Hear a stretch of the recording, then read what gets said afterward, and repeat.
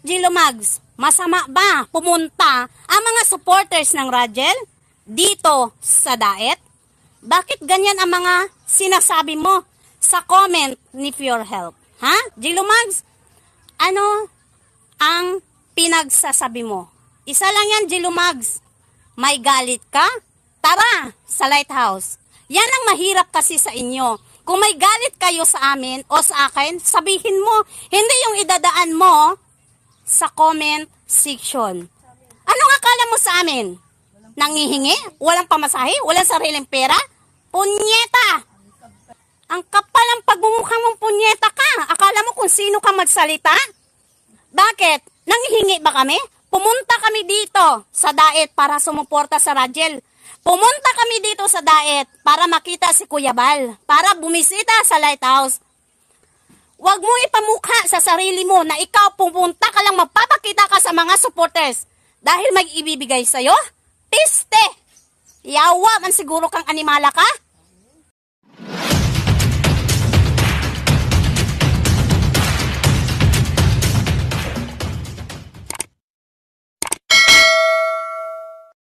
Okay mga kalingap, sana muling mapagpalang umaga, tanghali, gabi po sa inyo lahat. Sana po ang lahat ay nasa mabuting kalagayan at ligtas po sa anumang kapahamakan saan man po kayo dako ng mundo naroroon. Ako po muli ang inyong lingkod, Maestro 21 TV, at sa ating video ay nakita naman po ninyo dyan sa ating sa unahan po ng video ito mga kalingap, ang video clip po na ating kinuha po kay Founder Ann, okay? Kung saan po ay ibinulalas, ibinugos niya po yung talagang galit niya po kay Gilo Mags TV, nang dahil po sa isang komento lamang po ay ito na po ang resulta talaga naman pong itong si Founder Ann mga kalingap ay galit, na para bagang bulkan na sumabog at para bagang inapipo siya, parang inapipo siya ng masyado, kaya ito po ang kanya pong nasambit, o ito po yung naibulalas po ng kanya pong bunganga, ang pagmumura po, sobrang pagmumura po kay Gilo Mags TV. Okay? So yan po ang ating paksa ngayong araw na ito mga kalingap, at tingnan din po natin mamaya-maya ng konti ang kasagutan po naman. Ano naman po yung naging kasagutan po o naging tugon po ni Gilo Mags TV sa kanya pong naging live kahapon sa pagmumura po na ito ni Founder Ann. Okay? So tangkili isa munang pagpupugay sa ama at founder po ng Kalingap, Kuya Bal Santos Matubang, Ate Edna Vlog, Kalingap Rab, Kalingap Dan. Okay, siyempre kung bagong silip lang po kayo sa munting channel na ito, sana po ay inyo rin pong tangkilikin ang sa pamamagitan po ng pag-like, share, and subscribe, at tuloy pindutin na rin po ang notification bell, at nang sa ganon, tayo pa rin po ay magkita-kita at magsama-sama sa susunod pa pong mga reaction videos na ating gagawin. Okay? So ngayon, tingnan nga natin mga kalingap, bakit ganito na lamang po ang galit ni Founder Ann? At talaga naman po dito sa social media ay binulalas niya po yung sama ng loob niya, yung galit niya po kay Gilo Mags TV, para bagang bulkan na sumabog. Sinasabi ko nga po diyan kanina mga kalingap, Kaya tingnan natin nga mga kalingap kung yung pinagmulan po ng kanya pong galit, at ito po ay naka-thumbnail po mismo doon sa naging upload po niya sa kanya pong channel. Doon po natin kinuha itong komento na ito, at tingnan nga natin kung dapat nga bang magalit po itong si Founder Ann kay Gilo Mags TV. So sa inyong monitor ay nakikita po natin dyan yung komento po di umano ni Gilo Mags TV kay Pure Health. Okay, so tingnan nga natin, basahin nga natin mga kalingap.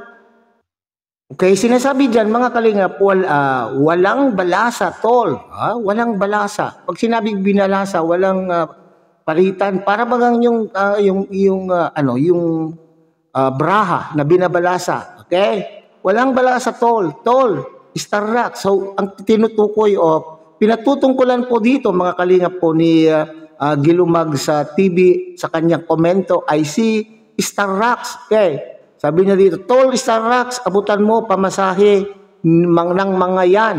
Tapos tumawag po siya ng ha ha ha ha. Okay. So sa inyong palagay dito mga kalingap ay meron bang dapat ikagalit po itong si Founder Ann dito? Ha? Para sa akin mga kalingap ay wala naman pong tinukoy. Wala naman pong pinangalanan po dito si Gilomags TV. Ha? Paano kaya nalaman na itong pananalita po ito ni itong komentong ito ni Gilomags TV po ay patungkol po sa kanila, o sa kanya, kay Founder Ann, kung saan ay nandyan daw po ay ayon po sa ating napanood po na video clip ay sinasabi po niya siya lang naman daw po ang bisita po ngayon diyan sa Lighthouse at sila po ay tinanggap ni Kuya Bal. At sila po ay nagpunta riyan upang sumuporta po kay Rajel Love Team. At sila po ay hindi nanghihingi ng pamasahe. Ni kailanman daw po ay hindi po sila nanghihingi ng pamasahe. At ano po yan sinasabi niya dito. So abutan mo ng pamasahe. So wala daw po silang hinihinging pamasahe. Kung kanino po sila nanghihingi. Sila po ay kusang loob na pumunta po riyan upang sumuporta po kay Rajel at sila naman daw po ay tinanggap ng kusa ng founder po ng Kalingap. Okay, alam po naman natin mga Kalingap na itong si Founder Ann ay maaaring nagpunta riyan na talagang sa kanyang personal option. Okay, siya po ay nagpunta diyan na alam po natin may pamasahe. Pero dito po tayo magbase ng kanya pong galit dahil sinasabi o maaring sa isip po niya o sa pakiramdam po niya siya po yung pinapatungkulan ni Gilomags TV. So, kaya po ito ay nanggalaiti. So, sana naman po siguro, para sa akin, ay wala naman pong hindi pinatungkulan dito. Hindi naman po sila po ang pinatutungkulan at walang pinangalanan. So, sana bago naman po maglabas po ng pagmumura, dito sa social media ay kinakailangan naman pong isipin po natin, kung ano po yung ating ginagawa po dito mga Kalingap. Para sa akin po mga Kalingap, yung mga ganitong tao, yung mga ganitong tao na talagang napakadaling magmura at napakadaling magalit sa kanila pong kapwa ay talaga naman pong palaban na yung talagang parang mga kanto girl, yung mga kanto girl na mga tao na wala po silang pinapahalagahan kundi yung kanila pong nasa isip lamang. Hindi nila po nilalawakan ang kanilang pag-iisip at pag-iintindi. Ang kanila lang pong pinapaniwalaan ay yung kanila pong sariling paniniwala or conviction. Okay? Ngayon, kung sakali man ang pagkaintindi po dito ni Founder Ann ay sa kanya po sa kanya po patungkol ang komento po ni Gilomags, kinakailangan bang ilabas mo dito sa social media ang iyong galit at murahin mo ang iyong kapwa? Anong respeto na lamang po? Kasi anong respeto na lamang po ang makukuha po natin o makakamit po natin sa mga kakilala po natin, sa ating mga kamag-anak, na ang kanila pong kamag-anak ay ganito po ang ginagawa sa social media. Yung nagmumura, anong moral values ang gustong iparating po dito ni Founder Ann mga Kalingap, Okay, so para sa akin hindi sa kinakampihan ko po si Gilomags ay wala naman pong masama po dito sa sinabi po o sa komento po ni Gilomags. Ngayon, kung gusto po nating respetuhin po tayo ng ating kapwa, magmula muna sa ating mga sarili. Kasi yung pagmumura na, pero sa bagay, sasabihin na naman po nila, bakit ang dating Pangulo nga nagmumura din? Hindi, kasi mga ang katwiran po nila, di baling nagmumura basta daw po malinis ang puso. Ay, naku po. Kanya-kanya po tayo ng pananaw. Siguro ang pananaw po dito ni Founder Ann ay siya po ay nasaktan. Dahil inaakala po niya ay siya po yung pinatutungkol lang. Dapat i-analyze po natin. Wag po natin idaan sa init ng ulo. Ngayon, kung suspetsa mo na kayo po yung tinutukoy po ni Gilomags TV, pwede naman po mag-reach out. O Gilumags, bakit ito naman po ay ano, para kanino ba ito? Para sa akin ba itong komento mong ito? Di ba? Meron naman po tayong mga pamamaraan upang makontak po ang bawat isa. Ngayon, dahil sa pagmumurang ito po ni Founder Ann mga kalingap, ay sumagot naman din po itong si Gilumags TV sa kanya pong live kamakailan lamang po. Okay, so tingnan po natin mga kalingap. Kayo mag-ingat sa akin. Galit na galit. Galit-galit. Wala pong kalingap na nagmumura po, guys. Sa kalingap, wala pong kalingap na nagmumura. Okay, so yan po yung sinasabi po ni Gilumags TV mga kalingap. Supposedly, ay wala daw kalingap na nagmumura. Dapat lamang po. Kasi we should live by the name of the community which is kalingap. Pag sinabi mong kalingap, ay ikaw dapat ay kumakalinga sa iyong mga kapwa, tumutulong, nagmamahal sa iyong kapwa. Pero ganito ang makikita po natin, ganito po ang mapapanood po natin na minumura po ang kapwa kalingap. Okay? Kung si Founder Ann ay inaano niya yung sa kanyang sarili or tinatanggap niya sa kanyang sarili po na siya po ay isang kalingap. So yan po yung sinasabi po dito ni Gilumags TV. Dapat pag kalingap ay hindi nagmumura, lalo na po sa harap ng kamera, hindi po ba? Kaya para bagang pag sinabi mong kumakalinga ka tapos gano'n naman po ang ginagawa mo, so dapat hindi daw po, yan po ang sinasabi. Means kapag nagmumura ka, wala pong kalingap. Ibig sabihin, sampid ka lang sa kalingap kapag nagmumura ka. Nako, napakasakit yan mga kalingap ha. Pag nagmumura ka raw dito, pag nagmumura ka at sinasabi mo ikaw ay kalingap, ibig sabihin hindi pure ang iyong puso.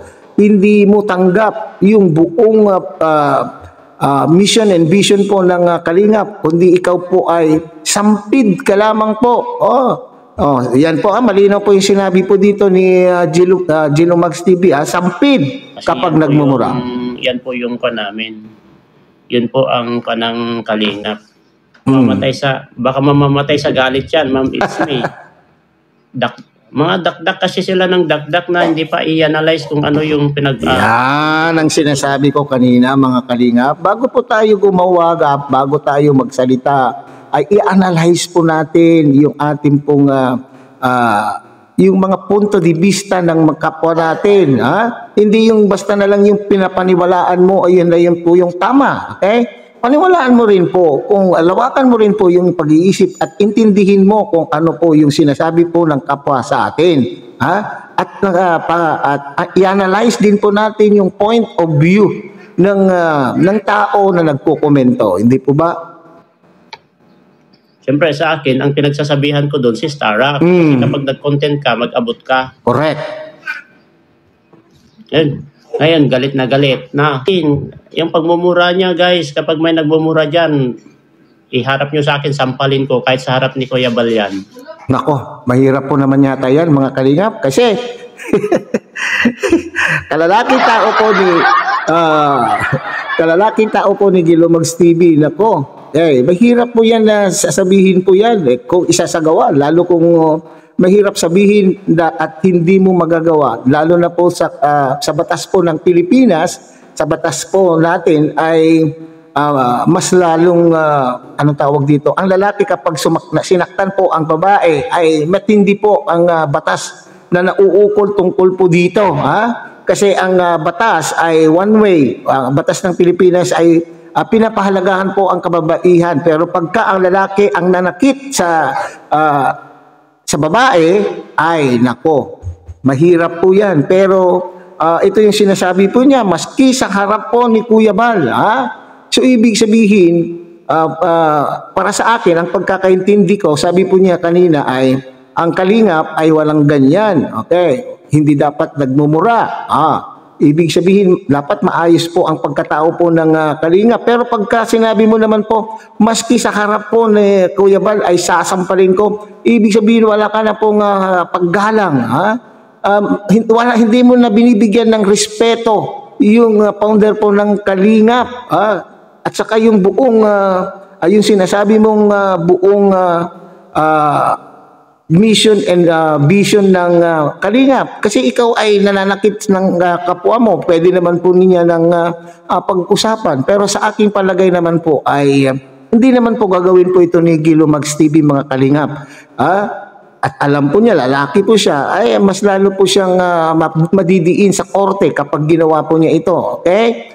Siguro, nasabi lang po niya itong mga ganito ng mga bagay ni Gilo Mags TV, mga Kalingap, dahil po siguro din po sa galit na kanya pong nararamdaman, dahil lalo na po kung ang isang tao ay hindi sanay mamura at wala naman po siyang ginagawa, maaaring makakapagbitiw ka rin po ng pananalita na kagaya po ng sinasabi po ni Gilo Mags TV. Okay, so hindi po maganda na sabihin niya na po na sasampalin niya sa harap po ni Kuya Bal. Okay, pag ginawa mo ito, Gilo Mags TV, ibig sabihin, hindi na rin Kalingap po yung asal mo.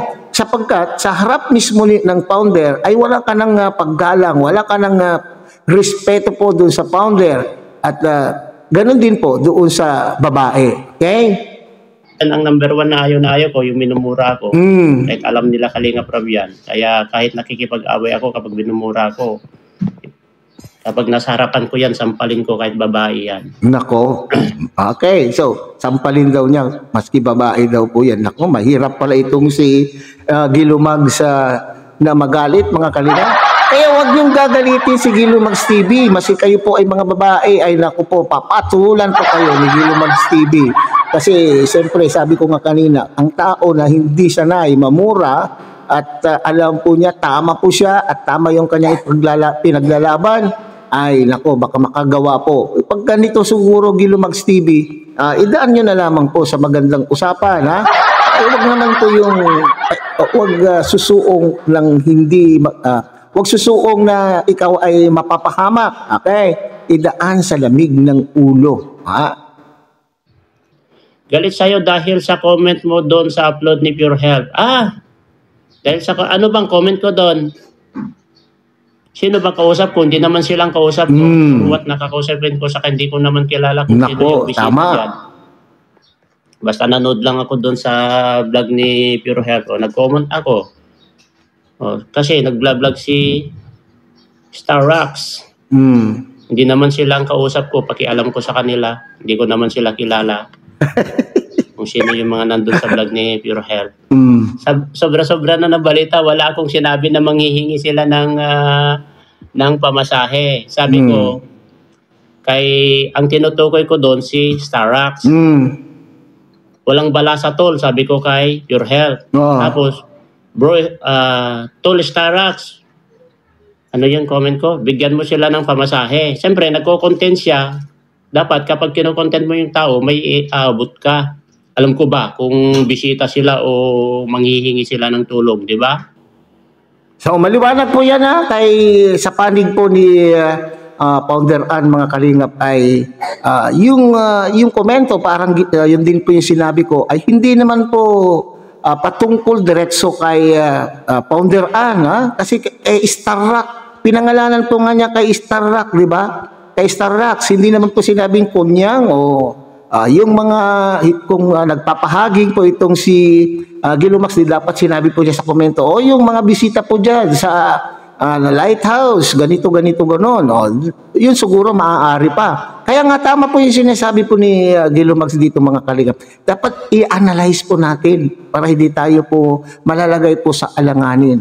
So kinakailangan i-analyze po natin ang mga sinasabi po ng ating kapwa bago po tayo gumawa po ng isang hakbang. Okay. Tapos, nagko-conclude sila kaagad. Wala akong sinabi niya na manghihingi sila ng pamasahe. Analyzein niya kung talaga matalino siya ay yung utak niya ay bobo, ay talagang bobo siya. Wala pong bobong utak. Alam niyo, mapurol lamang yung utak. Kapag napurol po yung utak, napapatalas din po. Mahirap po yung sabihin mong ang bobo ng utak. Okay. So pagpasensyahan nyo na po itong si Gilo Mags, mga Kalingap, kasi siyempre ang taong nasasaktan ay siyempre makakapagsalita ka po ng mga ganitong bagay. Karater ko yan, grabe. pabalahura sa'yo ni Kunyang, pahiya ka sa Sokmed, putang ina ka daw. Ay, puking ina niya niya. Ang lutong po mga kalingap ha. Ang lutong po ha. Hindi ko ina-expect na isang lalaki dito sa social media ay diretsahan sasabihin po yung gaya po ng sinasabi po ni Gilomags TV mga kalingap ha. So, nakatikim ka ngayon dito mga nakatikim ka ngayon dito Founder Ann. Kung minura mo itong si Gilomags TV, kung sinabihan mo siyang putang ina, ito naman sa ito naman sa'yo, fucking ina ka rin daw. Okay, ang bitong yan mga kalingap ha. Ang cute pakinggan ha. Ako, hindi niya kilala. Kapag minumura ako, ay sobra ako galit sa mga nagmumura. Kaya sabi ko, kapag naiharap sa akin yan, sampalin ko sa harap ni Kuya Bal. Wag naman. Kahit nandyan si Kuya Bal, sampalin ko yan. Wag naman. Kasi galit ako sa nagmumura sa akin kasi hindi niya ako pinapakain. Correct. Kaya dyan ako galit na galit, guys. Naggagalit ako kapag may nagmumura sa akin kasi yan ang pagmumura ay ayaw na ayaw ko. Kaya kahit sa harap ni Kuya Bal yan, kahit nandyan sa harapan ni Kuya Bal, sampalin ko yan. Parating nyo sa kanya. Okay, so yan po mga kalingap po. Saan po kaya hantong ang usapan po nito mga kalingap? Yung palitan po ng hindi magagandang pananalita ha? So, yan po ang aral po natin. Parati natin pong sinasabi mga kalingap na kailangan matuto po tayo sa ating mga karanasan, matuto po tayo sa ating mga ginagawa na hindi tumutugma sa mga pangyayari. So, kinakailangan ay kung ano yung ginawa mo na pumalpak ay kinakailangan tayo po ay matuto. At ito ay sinasabi po natin, huwag natin paiiralin ang init ng ulo. Dito sa social media dito pa natin inilalabas ang mga sama ng loob po natin sa ating kapwa, lalaki at babae. Nako po.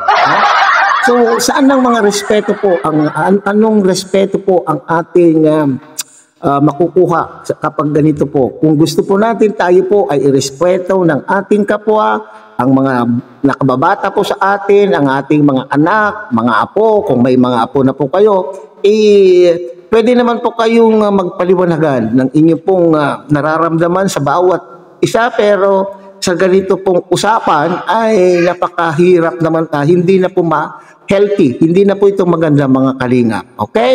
So, malalagay na naman po sa limelight, sa alanganin, ang pangalan po dito ng kalingap. Sasabihin naman po nila, kapwa kalingap ay nagmumurahan, nagpapalitan po ng maaanghang na pananalita. Bakit hindi man lang ito masawata ng kanila pong founder? So, ang malalagay na naman po dito sa alanganin ay ang founder po ng kalingap o ang pamunuan po ng kalingap. So, kinakailangan po mga kalingap ay huwag tayong padalos-dalos sa ating mga nararamdaman, sa ating pong desisyon na gagawin. Kung gusto po natin magpaliwanagan, ay kinakailangan po ay idaan po sa lamig ng ulo. So, isipin din po ninyo, kayo din po ang masisira. At hindi lamang kayo ang masisira, pati na rin po yung community na inyo pong kinabibilangan. So, hanggang dito na lamang po tayo mga kalingap. Muli, ay tangkilikin po natin Kuya Bal Santos Matubang, Ate Edna Vlog, Kalingap Rob, Kalingap Dan, at mulit-muli ay pinakikiusapan po kayo ng inyong pong lingkod na sana po ay inyo rin pong tangkilikin ang munting channel na ito sa pamamagitan po ng inyong pagbibigay ng like, share, and subscribe, at tuloy pindutin na rin po ang notification bell, at nang sa ganon tayo pa rin po ay magsama-sama at magkita-kita sa susunod pa pong mga reaction videos na ating gagawin. Muli isang mapagpalang umaga, tanghali, gabi po sa inyo lahat. Mabuhay po kayo at God bless everyone.